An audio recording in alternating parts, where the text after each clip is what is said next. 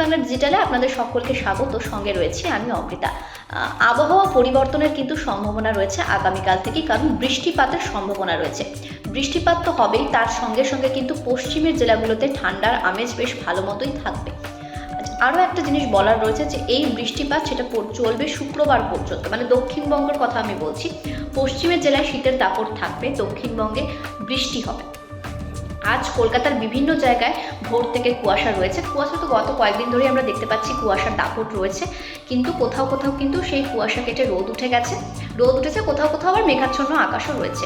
কাল থেকে বৃষ্টি, শুক্রবার পর্যন্ত বৃষ্টি, আবহাওয়ার পরিবর্তন হবে। তবে এই মুহূর্তে জাঁকিয়ে শীতের সম্ভাবনা আর নেই, মানে প্রচণ্ড ঠান্ডা সেই সম্ভাবনাটা আর নেই। উত্তর পশ্চিম হাওয়ার বদলে পূবালি হাওয়ার প্রকোপ বৃদ্ধি পাবে। উত্তরবঙ্গের কথা যদি বলি, উত্তরবঙ্গে কিন্তু জাঁকিয়ে ঠান্ডা রয়েছে এবং কয়েকদিন জাঁকিয়ে ঠান্ডাই থাকবে। সিকিম এবং দার্জিলিংয়ের পার্বত্য জেলায় বৃষ্টিপাতের সম্ভাবনা থাকছে।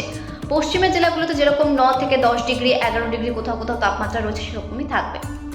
আজ কলকাতার সর্বনিম্ন তাপমাত্রা 13.6 ডিগ্রি সেলসিয়াস। আগামী 24 ঘন্টায় 14 থেকে 22-এর মধ্যে পারদ ওঠানামা করবে। বেলা বাড়ার সঙ্গে সঙ্গে কিন্তু ঠান্ডা যেমন ছিল তেমনই থাকবে। রাতের তাপমাত্রা কিন্তু একই রকম আছে, না বেড়েছে না কমেছে, তাই স্বাভাবিকভাবে খুব একটা পার্থক্য আমরা বুঝতে পারছি না।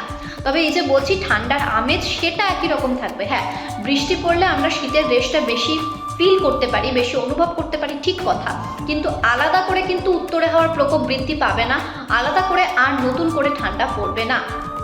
বিভিন্ন জায়গার কথা বললাম, কলকাতা সহ দক্ষিণবঙ্গেই মূলত বৃষ্টির পূর্বাভাস রয়েছে। আর বিভিন্ন জায়গা মানে উত্তর দিনাজপুর বলুন, দক্ষিণ দিনাজপুর, নদিয়া, মুর্শিদাবাদ, 24 পরগনা, উত্তর 24 পরগনা এবং দক্ষিণ 24 পরগনা কিন্তু বৃষ্টির সম্ভাবনা বেশি থাকছে। সব মিলিয়ে এই পর্যন্ত যারা পশ্চিমের জেলায় থাকেন বা যারা জেলায় থাকেন তারা বাড়তি সতর্কতা অবলম্বন করুন, কারণ ঠান্ডার রেশ কিন্তু বেশি রয়েছে জেলাগুলোতে। আপাতত এই পর্যন্ত, ধন্যবাদ, সুস্থ থাকুন, ভালো থাকুন।